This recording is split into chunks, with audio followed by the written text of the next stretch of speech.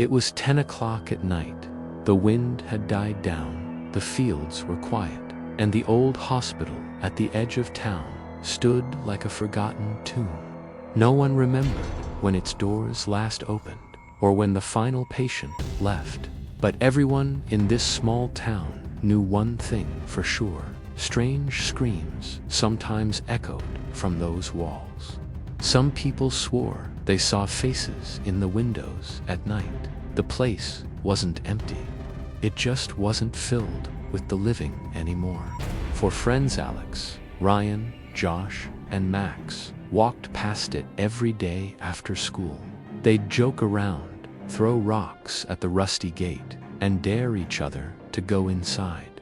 But tonight, something felt different. A cold stillness hung in the air. Josh, with a cocky grin, broke the silence. "All right, guys, $100 to whoever goes inside and comes out alive." The others laughed nervously, but Max didn't. His smile vanished as he stared at the cracked St. Mary's Hospital sign, barely hanging on above the entrance. "Fine," he said, his voice surprisingly firm. "Let's see what's really in there."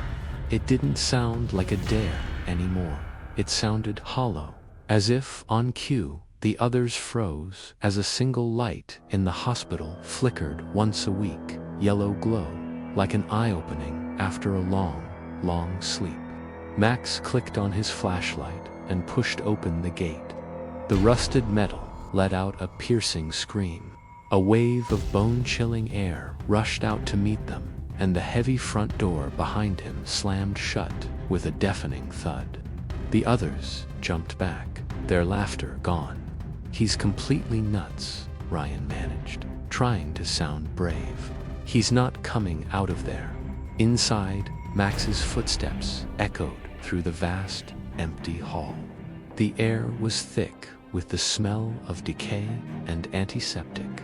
The walls were damp, covered in stains that looked far too red to be rust.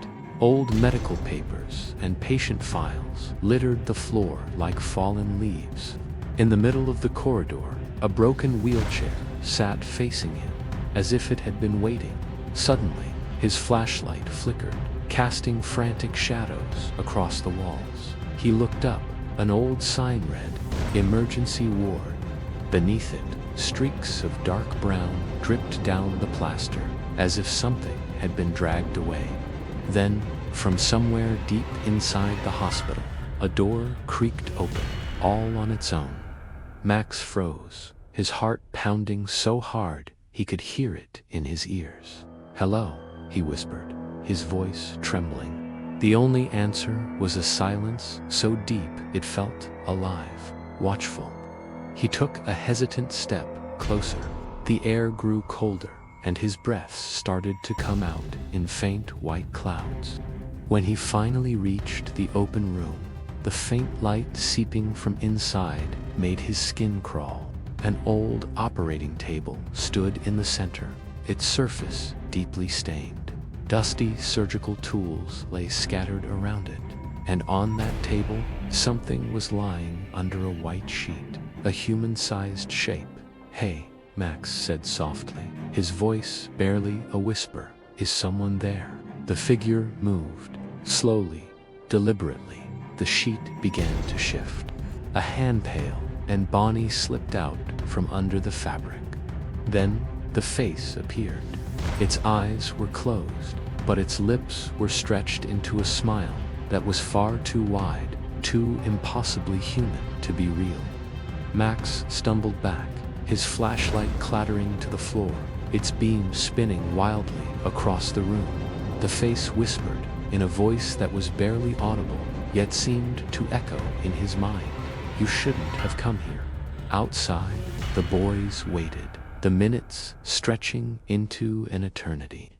"He's been gone way too long," Ryan said, his voice tight with unease. "I'm going in." They rushed the gate, but it wouldn't budge. No matter how hard they shoved, it felt like it was sealed shut from the inside. Desperate, Josh held his phone up, trying to peer through a cracked window. For a split second, he saw him. He saw Max standing there in the darkness, and right behind him, a tall, shadowy figure, its head tilted at an unnatural angle, just watching. Then, the light inside went out completely. Back inside, Max scrambled for his flashlight, his hands shaking uncontrollably. When he finally got it on, the room was empty again. The sheet on the table lay perfectly flat. He spun around, shining the light down the hall, but the walls were different now. They looked wet, almost like they were breathing. Whispers slithered through the air from every corner, seeming to come from the walls themselves. "You came back. We've been waiting for you." He followed the sound, drawn toward a door marked morgue. It swung open before he could even touch it. A cold, thick fog spilled out, wrapping around his legs like icy hands. One by one, the metal freezer drawers began to slide open with a gut-wrenching groan. Then, one drawer pulled out about halfway and stopped. Inside lay a corpse. Max watched in horror as its chest slowly rose and fell again. He backed away, tripping over loose wires on the floor.